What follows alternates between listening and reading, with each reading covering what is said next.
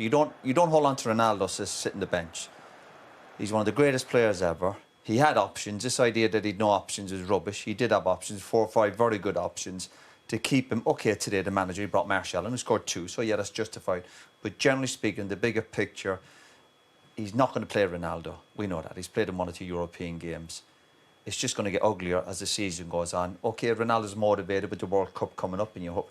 But if he's sitting on the bench for Man United week in, week out, it's not good. It's just going to get ugly. And I think United have shown nothing but disrespect to Ronaldo.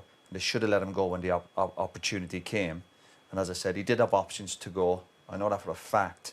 And holding him onto him to sit on the bench, I think it's ridiculous for a player of his stature, Man United, to just keep... Even today, could he have brought him on? Of course he could have brought him on. So what if you're 4-0 down? You look at his goals record. It's as good a chance of anyone putting the ball in the back of the net. You put the ball in the right areas, he'll score goals. But you don't keep Ronaldo with his track record just to sit on the bench. I think it's disrespecting him 100%. So if that's in the manager's mindset, I'm not putting him on because I'm disrespecting him. You put players on the pitch you think might help you try and get back in the game or get some sort of consolation, a couple of goals or whatever. So if that's a young player learning his trade, it's okay. He's 37.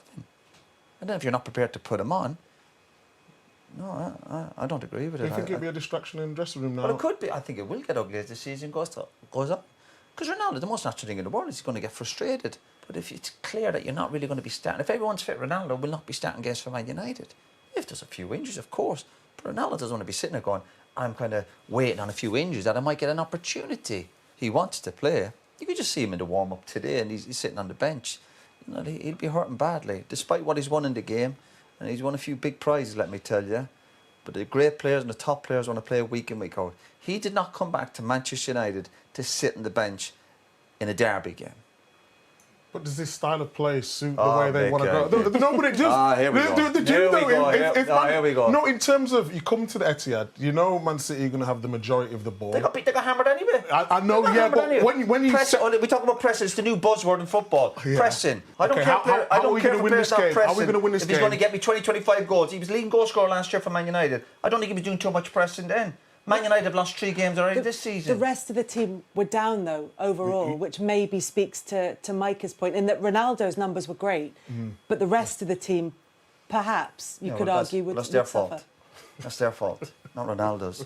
I've never had a problem playing with a striker who scored 20, 25 goals, ever. I don't care if they never ran back. If I've got somebody scoring 20... We just looked at Aston Villa. We had a torch this afternoon looking at Aston Villa because their players couldn't put the ball in the back of the net. But we're criticising Ronaldo because the only thing he does is score goals. No, but there's more...